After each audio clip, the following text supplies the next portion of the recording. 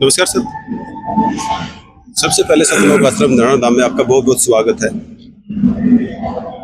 Sir. Jagat Guru संत रामपाल जी के इस आश्रम में आने का अवसर प्राप्त हुआ।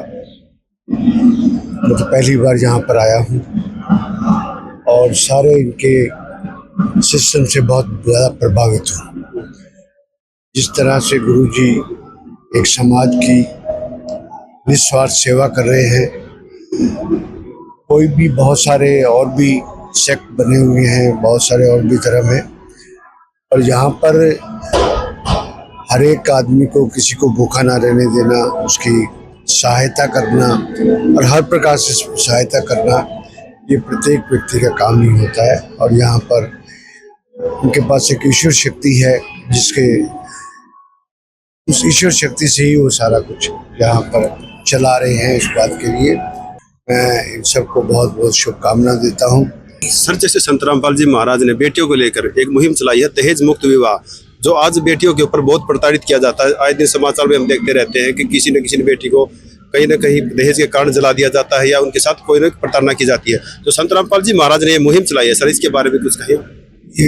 ये मुहिम तो बहुत बड़ी समाज सेवा है। आज बता रहे थे कि 48 जोड़ों ने यहाँ पर शादी की है और हरियाणा में भी कम से कम के 40 लाख फॉलोअर्स हैं इस बात के लिए। और ये समय की ज़रूरत है। और देश के अंदर जो एक निम्न वर्ग है, एक गरीब तबका है, उसको सरकार ऐसे मदद नहीं कर सकती जिस तरह की ये संस्थाएं मदद कर सकती हैं।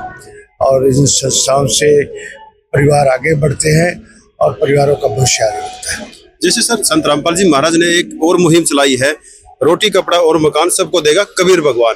जैसे जन जन तक जो भी इस चीज मतलब उस मदद के भागीदार है, उनको जिसको चाहिए है, जिसकी आर्थिक व्यवस्था खराब है, उनको संत रामपाल जी महाराज आए दिन उनके रसोई का जो सामान है मुहैया करवा रहे हैं। उनके बारे में आप क्या कहेंगे सर?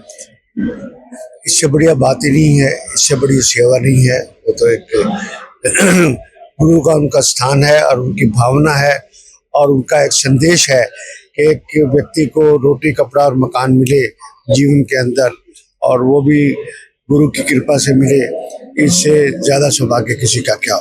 ठीक है, सतलोक आश्रम धरना में पहुंचने के बाद आपका बहुत बहुत धन्यवाद सर। मेरे साथ हमारे विधायक श्री बलराम दानी जी भी हैं, हमारे साथ अपना हिंदूराज नरवाल जी भी है, सभी यहाँ पर आज, क्योंकि इनका 3 दिन का पर्व था, यहाँ पर हम यहाँ पर दर्शन करने के लिए आए और उनको प्रणाम करने के लिए। जी धन्यवाद।